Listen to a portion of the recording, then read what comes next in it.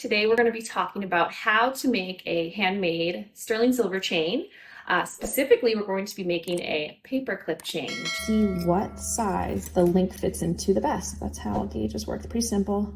So this is 20 gauge wire. So we'll do 20 gauge sterling silver for Lisa. Practice. So for my purposes, I'm just going to cut a length of wire. It doesn't really matter how much I need. And certainly too, you could do this in like batches. Like you could make like a batch of like 10, make another batch. So I'm just cutting some just for the ease of working with it.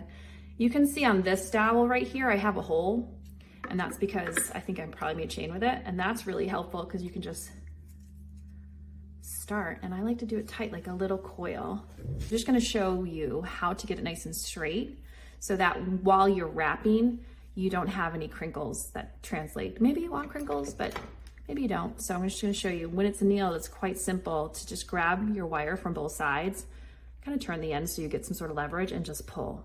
The wire cutters leave a flat side to the wire, and then on this side, where it's concave, it leaves a pinch. So here we are, we're ready to solder our first two links. And like I said, we're only doing 2 out of the 5 because I'm gonna show us how to do a grouping of them. And if you solder all of them shut, you'll regret it. So remember this.